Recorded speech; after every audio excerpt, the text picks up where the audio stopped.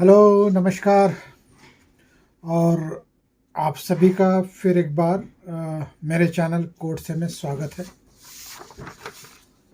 आज हम एक और इंटेलेक्चुअल प्रॉपर्टी राइट्स खास करके ट्रेडमार्क से जुड़े हुए मसले से के बारे में डिस्कस करेंगे।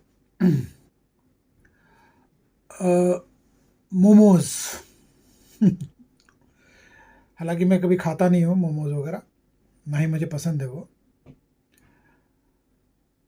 बट मोमोज का एक मैंने देखा है कि बहुत ही ज़्यादा क्रेज़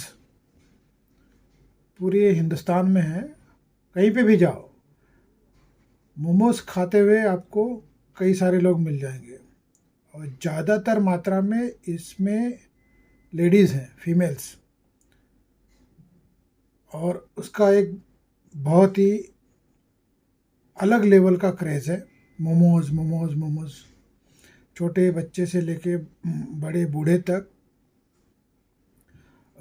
महिलाओं को तो मैं बूढ़ा नहीं कह सकता, लात पड़ेगी। बट खाते हैं, मज़े से खाते हैं।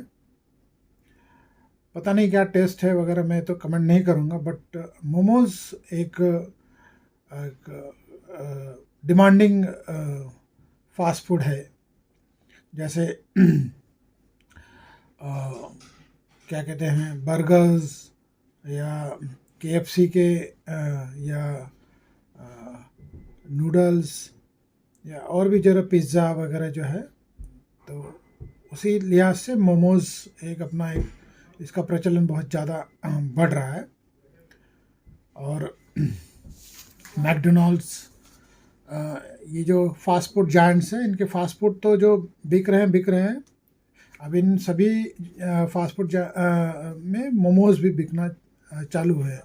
मोमोज़ आपको इस high profile fast food food centre पे मिल जाएंगे या स्ट्रीट पे मिल जाएंगे। बट मोमोज़ का एक अपना बड़ा प्रचलन है। अब मोमोज़ ये बेसिकली डिराइव होता है तिब्बतियन वर्ड से। बेसिकली मोमोज़ एक तिब्बतियन फूड है। मैं खाता नहीं हूँ, बट मैं थोड़ी सी रिसर्च करके बता रहा हूँ। मैं तिब्बतियन वर्ड जो है मॉग मॉग, यानी कि वो फूड जो आटे से जुड़ा हुआ हो, जिसका रिश्ता आटे से है। Food that relates to the flour, मॉग मॉग, ये जो तिब्बतियन वर्ड है, इससे ये मोमोज का जन्म हुआ। बेसिकली ये नेपाल से ट्रैवल होते होते पूरी दुनिया में इसका विस्तार हुआ। तो बेसिकली इसका ओरिजिन हम ये कह सकते हैं नेपाल से हुआ। वहाँ से फिर ये ट्रैवल होते होते हिंदुस्तान से लेकर कई और देश विदेश में इसकी प्रसिद्धि होते गई, और लोग बड़े चाव से खाते भी हैं इसे। और ये एक तरह का आटे का या मैदे का जो भी ये होता है गुदा हुआ, उसमें फिर वो कुछ फिलर्स होते हैं, मीट होता है, वेजिटेबल्स होता है। खास करके महाराष्ट्र में जो मोदक होता है गणपति के दिनों में, उसमें जो स्वीट फिलर्स होता है, शेप मोदक का शेप देखो और मोमोज का शेप देखो तो एक जैसा ही है। लेकिन मोदक अनफॉर्चुनेटली उतना प्रचलित नहीं हुआ। वो क्यों नहीं हुआ, उस पर बहुत विडम्बना की बात है। बट मोमोज बहुत ज़्यादा प्रचलित होगा, और इसको प्रचलित करने में हमारे लोग ज़्यादा जो चाव से ज़्यादा खाते हैं वो। बट अगर मुझे कंपेयर करना पड़े मोमोज और मोदक में, तो मैं मोदक को प्रेफर करूँगा। और मोदक टेस्ट में अपने आप का एक डिलीशियस होता है। मैं किसी तरह से मोमोज डिश को डिमीन नहीं करना हूँ, इसका ज़रा ख्याल रखें आप लोग, मुझे पता पड़ा कोई डिफॉर्मेशन आ जाए। बहरहाल झेल लूँगा। अब ये जो मोमोज है, ये तरह तरह के आउटलेट्स दुनिया में हर जगह पे, देश में विदेश में है। लेकिन एक ऐसा आउटलेट है, और मैं इस जगह को काफ़ी अच्छी तरह से जानता हूँ, परखता हूँ, रहता भी हूँ, और अभी भी रहता हूँ वहाँ पे। दिल्ली मेरे दिल की जान है, और उस दिल की जान में एक जगह है लाजपत नगर। और उस लाजपत नगर में और एक जगह है सेंट्रल मार्केट। सेंट्रल मार्केट से मेरी कुछ यादें हैं, बट उस यादों में नहीं जाऊंगा मैं। सेंट्रल मार्केट के में जो जो भी बंदा दिल्ली से वाकिफ़ है, अब दिल्ली में तो कई जगह पे बेहतरीन तरीके के लाजवाब फूड्स मिलते हैं। कनॉट प्लेट्स से लेके चांदनी चौक, करोल बाग, और आप यहाँ पे पीछे आ जाइए, कालका जी, हौस खास, दिल्ली हाट, और कुछ पहाड़गंज एरिया जहाँ पे अलग तरीके के अपने जॉइंट्स हैं, और पंडारा रोड फेमस रेस्टोरेंट्स, अच्छे जॉइंट्स हैं वहाँ पे। लाजपत नगर ऑब्वियसली, बोगल, जंगपुरा, बहरहाल उन चीज़ों में नहीं जाना मुझे। लेकिन लाजपत नगर में एक जगह है 3C, अभी वो PVR 3C के नाम से जाना जाता है। बेसिकली ये सिनेमा हॉल है, फिरोज गांधी रोड पे वो है। उसका ठीक सामने थोड़ी दूर पे मेट्रो स्टेशन से नज़दीक एक जॉइंट है जिसका नाम है डोलमा आंटी मोमोज। बहुत ही फेमस मोमोज जॉइंट है ये, पूरी दिल्ली में मशहूर है, और दुनिया के हर कोने से जो बंदा दिल्ली में आता है यहाँ पे आके मोमोज खाता ही खाता है। ये मैंने मेरी आंखों से देखा हुआ है। और तो ये जो डोलमा आंटी मोमोज जो है, ये 1994 से 1994 से ये महिला जो है ये इसे यहाँ पे मोमोज बेचती हैं, डोलमा आंटी मोमोज। और इनको मतलब डोलमा आंटी मोमोज का ये जो टेस्ट है मोमोज का, वो इतना लाजवाब है, जो खाते हैं उनका कहना है। और तरह तरह के लोग खाते हैं, अलग अलग जगह से लोग आके वहाँ पे खाते हैं। तो इस लिहाज से इन्हें कई अवार्ड भी मिल चुके हैं। Dettol daily street food awards इनको मिल चुका है। फिर बाद में इन्हें टाइम्स प्राइम कैटेगरी में बेस्ट मोमोज़ का दिल्ली NCR का अवार्ड मिल चुका है। और इनके मोमोज़ अलग अलग जो फूड प्लेटफॉर्म्स है, ज़ोमैटो है, स्विगी है, और भी कई तरह के जो प्लेटफॉर्म्स है उसके थ्रू भी आप ऑर्डर प्लेस कर सकते हो और आपको मिल जाता है वो। बहरहाल तो ये 1994 से ये महिला जो है ये मोमोज़ यहाँ पे डोलमा आंटी मोमोज़ के नाम से इनका ये शॉप है, वहाँ से रन करती हैं। और ये आज की तारीख में बहुत ही क्राउडेड होता है। इनके और भी मतलब और भी जगह पे जॉइंट्स हैं, अभी लगभग 5-6 के ऊपर हो चुके हैं। और इन्होंने ट्रेडमार्क अप्लाई किया था, डोलमा आंटी मोमोज का ट्रेडमार्क अप्लाई किया था। एप्लीकेशन नंबर है 5415961, क्लास 29 में अप्लाई किया था 20 अप्रैल 2021 को, जो इन्हें ग्रांट हुआ था 17 नवंबर 2023 को। और इनका यूज़र क्लेम है, मतलब आप जब जो भी ट्रेडमार्क रिलेटेड काम करता है, जो प्रैक्टिस करते हैं, प्रायर यूज़ और प्रपोज टू बी यूज़ का कॉन्सेप्ट है। तो उसमें इनका यूज़र डेट है वो 1 जनवरी 1994 से इनका यूज़र डेट है, क्योंकि ये 1994 से ये जॉइंट ऑपरेट करती थी।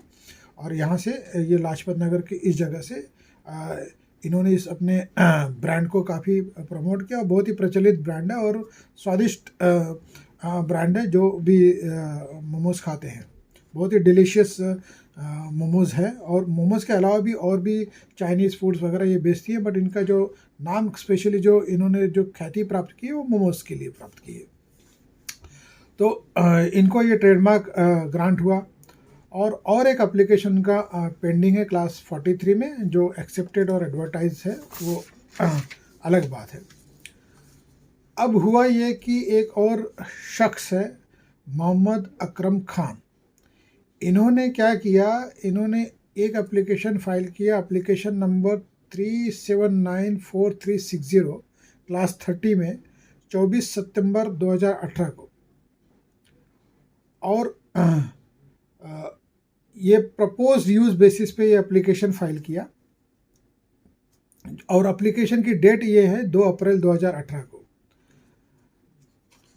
अब ये एप्लीकेशन का अगर जो मार्क है जिसके लिए फाइल किया है वो हूबहू same name Dolma aunty momo करके ही इन्होंने फाइल किया क्लास 30 में।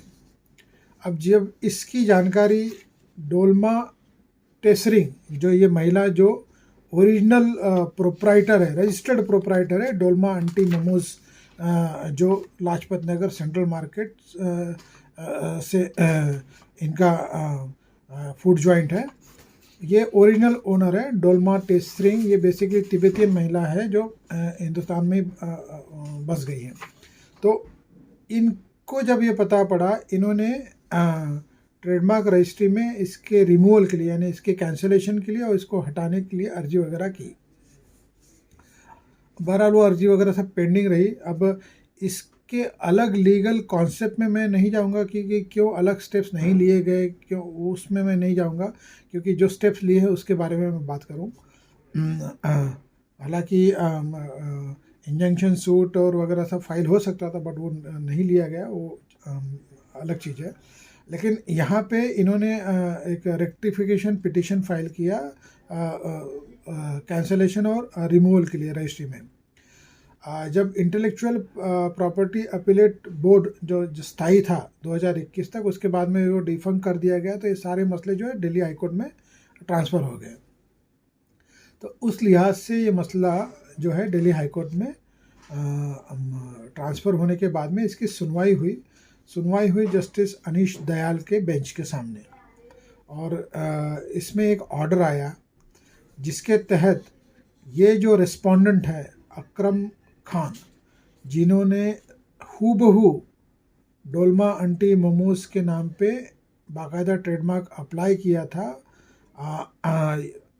24 सितंबर 2018 को। एप्लीकेशन की डेट है 2 अप्रैल 2018 को प्रपोज यूज़र बेसिस पे, जबकि ऑलरेडी इन एग्जिस्टेंस यूज़र जो है 1994 से डोल्मा आंटी जो है डोल्मा टेसरिंग जो पिटिशनर थी इसमें, जो तिब्बतियन महिला है जो अपना डोल्मा आंटी मोमोज के नाम से ओरिजिनल रजिस्टर्ड प्रोप्राइटर है, 1994 से वो यूज़ करती हैं। और वो पर्टिकुलर जॉइंट है 1994 से लाजपत नगर में मोमोज बेचता है, और भी जॉइंट इन्होंने एक्सपांड किए हैं।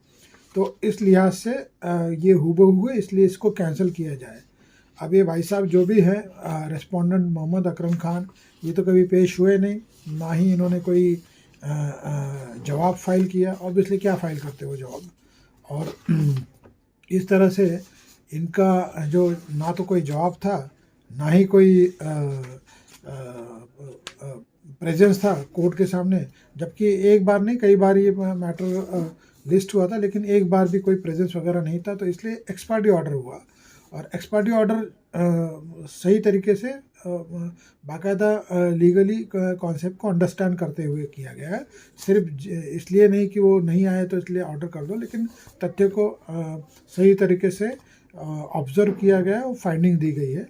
और उसके लिहाज से फिर कोर्ट ने 6 मार्च 2024 को ट्रेडमार्क रजिस्ट्री को डायरेक्शंस दिए, जो रेस्पोंडेंट नंबर 1 जो मिस्टर मोहम्मद अकरम खान, इन्होंने जो एप्लीकेशन किया है डोल्मा आंटी मोमोज के नाम का, उसे निकाला जाए और उसे कैंसिल किया जाए।